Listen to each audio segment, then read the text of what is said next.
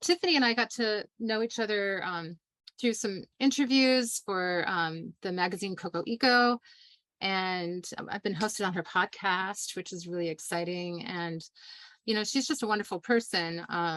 Besides being really creative, Tiffany Paige is an entrepreneur or ecopreneur, a podcast host, and a journalist focusing on all the ways that we can choose to care. Welcome, Tiffany. Thank you so much for being here.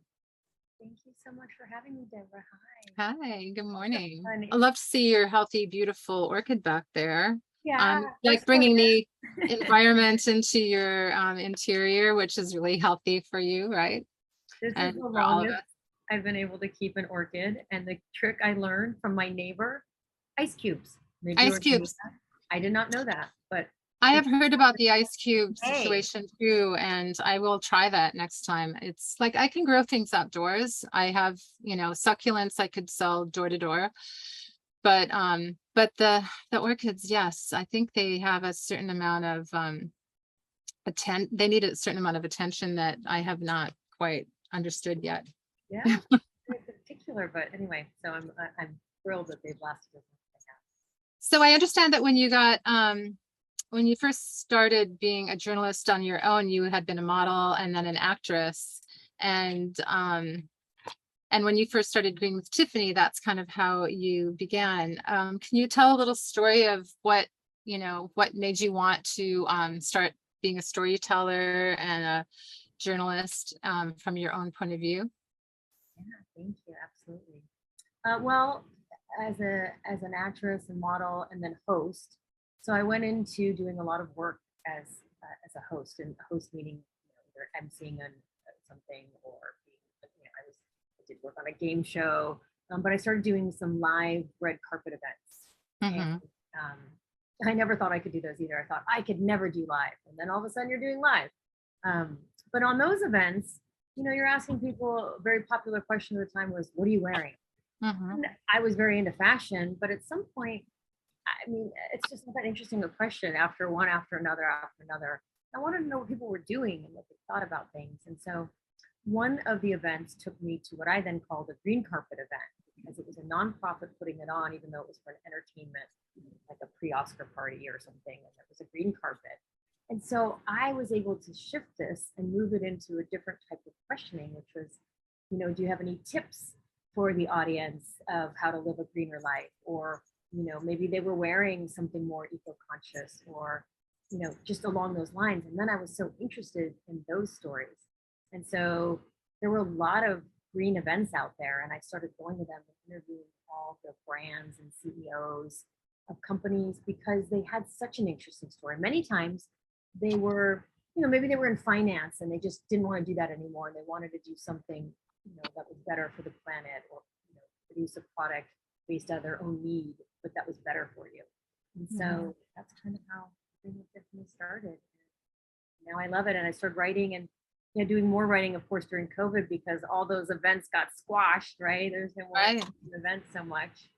And yeah, so I started doing a lot more writing. And that's how it came about. And yeah, And then you launched your podcast. yes, and that's so that was something I actually wanted to do for a while, but it was perfect timing for COVID because again, live events weren't there, and I did a lot of videos for those events, interviewing people as well as writing. Um, but a lot of times, if you're at an event, you've got 2-3 minutes to talk to somebody, and sometimes the conversation's deeper. Maybe it's not just about, quickly about the one product or the one, piece of clothing. Maybe there's a story behind it. So now, Exactly. yeah, with the podcast, I get to go into the why, like for instance, why you started or how you started, which was amazing. OG, right? You have Hmm. so much history and story to tell about your experience in sustainable fashion. And so I get to have those really lengthy conversations. Yeah. That's amazing. And I think that's what really helps to connect people to decision making too about what is it that they want to wear. What do they want to put on their bodies? Is it something that, do you want to look like someone else who showed up for this party, or do you want to be very unique and support like maybe an indie designer or ethical designer that makes you feel it. Fashion is really all about and we buy feelings, right? Not things. And we buy things that give us feelings, and we feel a certain way when we wear a certain thing. And connecting to that person who created the item that you're wearing and the story behind it, I think is just really impactful, and it makes us feel more connected to each other.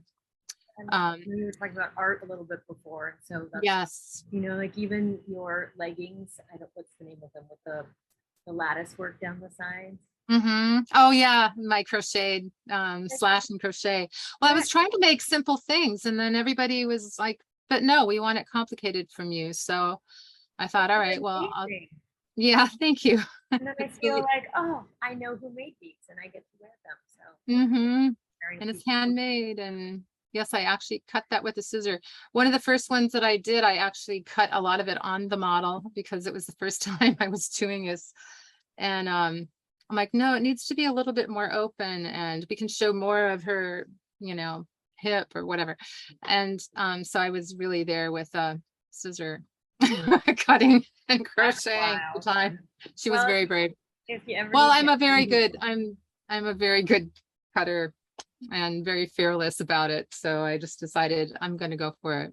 That's great. But sometimes, yes, things are required of us out of necessity. And if I'm showing you something that you might relate to from somebody else, because this happens a lot. It's like, well, I'll shop for this over here, but I won't shop for this over here.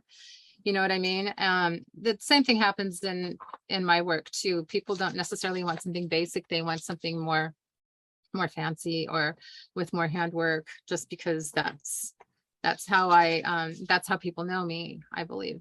But I like really simple things too, though. It's on a personal level. I like slip dresses and things that are really simple. But in the creative aspect of it all, I love doing handwork. So you had an expedition to Iceland, and it sounds like that was a catalyst to your experience with eco lifestyle. And can you tell me more about that and how that happened? Well, once again, I was at an event. Events really brought me to all the people that I know. So it's South by Southwest Eco. I don't think exists anymore. And excuse me, there was a panel on plastic pollution in the ocean. At the time, I was, I'd heard a lot about this plastic garbage patch, right? Island, and I wanted to see it. And they were speaking on this panel, and they spoke about that they're taking people like me and giving us the title of citizen scientists to come and see this firsthand, and then write about it and come back and tell people what they've seen and found. And I thought, I want to do this. I had decided then and there that I was going to do this. But sure. The funny thing was, I'd really never been on a boat overnight, never been even on a cruise. I've been on like a day boat or something. This was going to be a sailboat, 72-foot sailboat sailing from Bermuda to Iceland, which took oh my miles. With strangers. I mean, I met the person on the panel who was the one of the founders of the Five Gyres Institute, who I went with. And the captain and the first mate, and then 11 other strangers, so 12 people, 14 people altogether. So off we went, and it was an experience that you'll never forget, right? So, and we were working people on the ship, so it wasn't just we were having like a nice experience, like a nice little party experience. It was, each day was a rotation. We cooked, we cleaned, we would steer the ship. There were days where I was freaking out steering the ship. We would also be on lookout for plastic, and we have to take note of things that we see. And we had 9 days of icebergs and fog that we had to go through, that we had to be worried about. So it was definitely an experience. I would definitely do it again.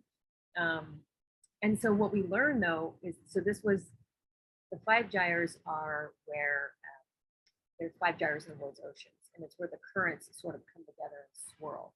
So plastic, where it can move out of it, but it kind of can, clumps together in this area, and so it's just swirl. And so we went to the North Atlantic Gyre because that was kind of uncharted territory. and we did trawl samples, which is like a mesh long like funnel, if you will, that like pulls in the water and then keeps the plastic inside, and then the water goes out. And so we did 32 surface samples, and all of Wow. them had microplastics in it. And they were able to complete a paper to show that there at the time was like on the surface of what they could gather was like 5 trillion pieces of microplastics. And actually, I keep this on my desk, but see this. This looks like, you know, fun little rocks and stones. These are all Mhm. broken down pieces of microplastic that's in with the sargassum, the seaweed. And this was actually from my trip. So Wow. That ends up in our food and in our bodies. Hmm. yeah, so it was life changing. It put me on a love of plastic pollution in the sense of trying to, you know, help mitigate it and stop it from going into our oceans and helping be there to inspire people to want to use less plastic because obviously it's so abundant. And It is, yes. Well, especially now because we've had all this takeout, which yeah, took it to another level. Yes, I did a campaign with an underwater model, Linnea, about plastic, and she asked me if I would make a costume for her to wear um, out of plastic so that we could do this, you know, this photo shoot underwater. And so I took trash bags and I took like my dog's potty bags, which were pink and red. And, you know, I was like, well, let me find something that's colorful. So I added that, and I added some plastic forks and spoons and straws and things. I made like bugle beads out of the straws, and did this incredible photo shoot underwater just to call people's attention to the plastic problem. Because when you think of, you know, you think of trash, which I know you have a really interesting story about trash, you know, where does it go? We do all this takeout, but can you say no to some of these items that you really don't need to take with you and then throw away, because what are you going to do with it? Um, you know, just being really mindful of that, and how, you know, how much we accumulate ourselves, and where does it end up? I mean, that is an experience that that that is so impactful. I mean, even to me hearing about it, that you just don't forget, because it's not only visual, you know, not just seeing pictures of it, you're actually living with it and seeing that, oh, you know, look at the situation and the problems it's causing. So in your Green with Tiffany podcast, you have a story that's really interesting about a guy who decided to make a suit out of his own trash and then wear it. And I know you have some photos of this too that we can share, but tell me about that, and what his thought was around it. What kind of person is he, and how did you guys get connected? yeah. Oh, look at that, so fun. Oh, that's amazing. Rob Greenfield and I met on Twitter Yes. many years ago, and we became friends. We did a dumpster dive together, actually. Not that we were trying to showcase that you can eat food from the dumpster, but to show that how much food waste there is in the world. And we made a dumpster smoothie against my better judgment. Ah, I was a little nervous, right? But oh my I goodness. used the indicated food, right? I was like, let's move into this slowly, but you know. And Yeah. so he told me he was coming to California, to Los Angeles. He wanted to do this project to wear all the trash that he created for 30 days and to showcase that. So not he had this suit made, I'm sure not as fashionable as the one you were speaking of. I'd love to see that one that you did underwater. It actually sounds kind of pretty. It was. I'll put it up on Instagram. Yeah, for Good. sure. So he, you know, he's a minimalist guy, so he really, you know, he cooks all his own food. He doesn't really use a lot of packaging. But so he had to live like what's considered the average, you know, air quotes for you know, the average consumer, which creates about almost up to 5 pounds of trash per day. And so at the end, this was his 30 days, and it was 72 pounds of trash, mostly packaging. He replaced his food, you know, just so it wasn't smelly for the 3 days. He replaced it with rice and weight. But it was really so much packaging, and much of it plastic packaging. And then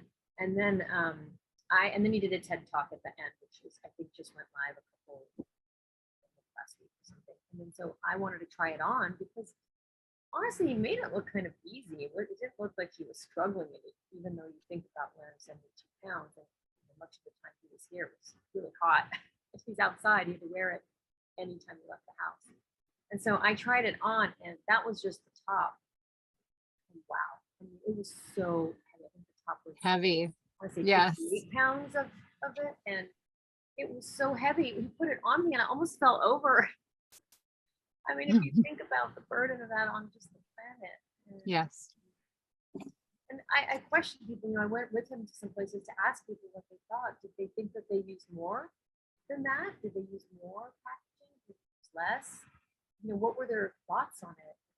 I really received all sorts of answers. And I actually thought I would get from younger people kind of, gosh, I don't use that much. And some of them use just as much. It was really, I ran all types of people, use more or less. There was no kind of, I couldn't group anybody together. Exactly. It's that visual that's shocking, right? I did a dress once for a fashion show for Susan B. Komen, fashion show benefiting, breast cancer awareness. That I made out of candy wrappers. It was not, we didn't take the candy apart and do it, but I had rolls of it. So I made this dress out of candy wrappers, and it ended up in the fashion show, and then it ended up on Times Square with me in the photo, actually. And it's like it's wonderful to create something that's rather shocking. It's like, well, what is that, and is it cool or is it weird? And it does create a story around it that's really impactful. And I think the storytelling part of it, because you're a storyteller, creating those stories around something as just simple as trash is something that's really quite remarkable. What's new? What are you working on now? Any new projects? Yeah, so this month on the podcast, it's moving a little bit into a different area with pet wellness, but in a different, functional medicine or holistic type of way. So different things that you can do for your pet that are more natural, whether it's acupuncture or using CBD Yes. oil rather than pharmaceuticals. So I'm doing a whole month long of that. And then I have actually my article on Rob is coming out in the Ojai magazine. That should be out, I think, on Friday. Oh, amazing. Yeah, so that's happening. Wonderful. And I'm working with Lexus. They have a electric vehicle coming out for the first time. So they've had hybrids for years, and in fact, they were the first luxury hybrid to hit the market like back in 2005. But this is their first full electric vehicle, and that is coming out. Going to an event, a live event. Nice. Actually, I'm leaving. Nice, we can get together again. Yes, and see each other in person, right? Yeah, it's gonna be good. I'm leaving for one day up in Pebble Beach, up in Northern California, and then I leave again to go to something called Electrify Expo. Then I'm doing my first cross-country flight I haven't done since COVID. So, wish me luck. Yeah, I haven't been on a plane in a while. What I did do though, last year, my husband and I drove to Minnesota and the dog to see my sister who was diagnosed with lung cancer. So we decided that we didn't want to fly, but we wanted to drive. And what a magnificent country we have. I had not been through Wyoming, and it's incredible.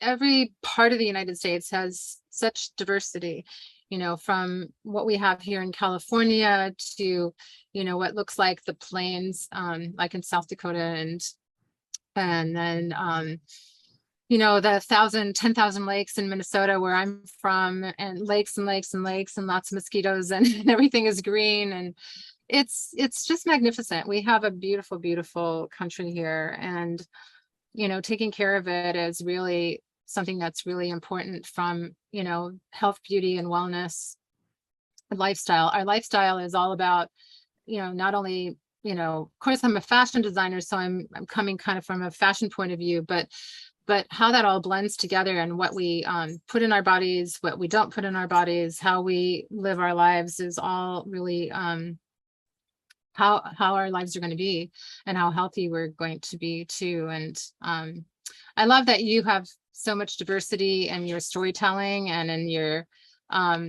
podcast and in your, just in your life. You have a great understanding of so many things, and you're so good at telling the stories around all those subjects. Anything else that's exciting in your life? Anything coming up? Yeah. So, well, when you say all that, and I thank you for it, my motto is, and my hashtag is choose to care. Exactly. I think Yes. that if everybody starts to just be a little bit more mindful in each decision that they make. Now, I know it's a lot more work, right? Because that means everything you pick up, you have to have a thought process behind it. Mhm. Right? Going aimlessly and buying the usual things that you buy or use. But if you do choose to care, you'll notice that one will lead to the other. So, Right. maybe you want a different type of clothing, something that's not a fast fashion that you're just going to throw away, even if it's casual. I mean, I've gone a lot more casual for COVID, that's for sure. Everybody has. Yeah.